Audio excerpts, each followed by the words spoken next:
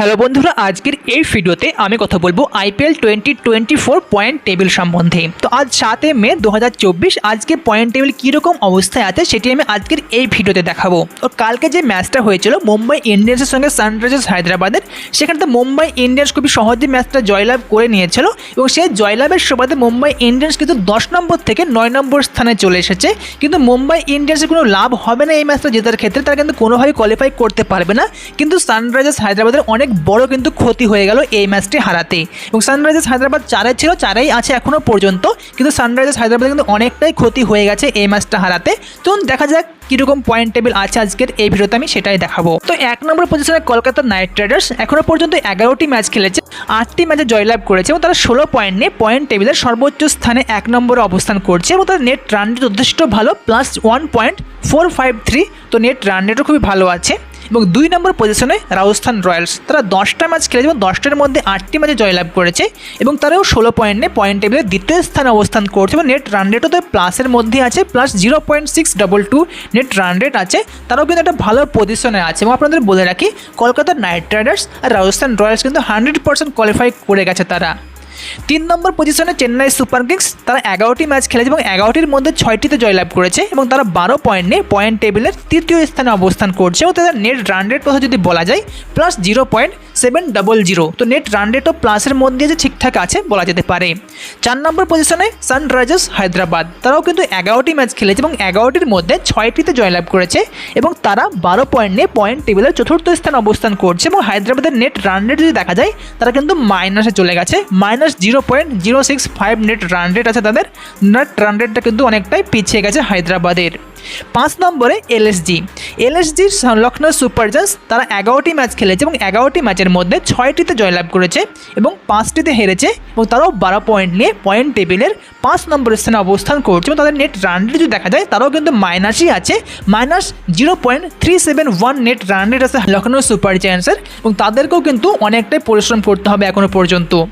6 নম্বরে দিল্লি ক্যাপিটালস, তারাও 11টি ম্যাচ খেলেছে এবং 11টি ম্যাচের মধ্যে 5টিতে জয়লাভ করেছে এবং তারা 10 পয়েন্ট নিয়ে পয়েন্ট টেবিলের ষষ্ঠ স্থানে অবস্থান করছে এবং তাদেরও নেট রান রেট কিন্তু মাইনাসে চলে গেছে, -0.442 নেট রান রেট আছে তাদের।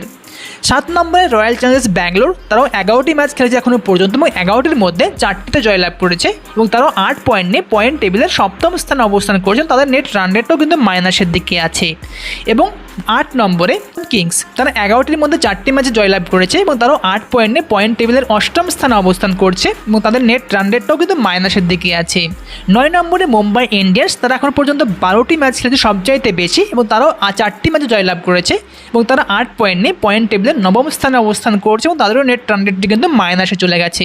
এবং সব নিচে 10 নম্বরে গুজরাট টাইটান্স, তারা 11টি ম্যাচ খেলেছে এবং 11টির মধ্যে 4টিতে জয়লাভ করেছে এবং তারা 8 পয়েন্ট নিয়ে পয়েন্ট টেবিলের সবচেয়ে নিচে 10 নম্বরে অবস্থান করছে এবং গুজরাট টাইটান্সের নেট রান রেট কিন্তু সব থেকে খারাপ, -1.320 নেট রান রেট আছে।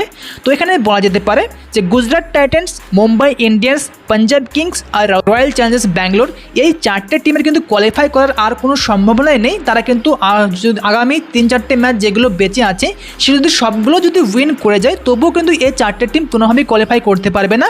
Royal Challengers Bangalore, Punjab Kings, Mumbai Indians আর গুজরাট টাইটান্স, তাদের আইপিএল কিন্তু এবার এখানেই সমাপ্ত হয়ে গেছে।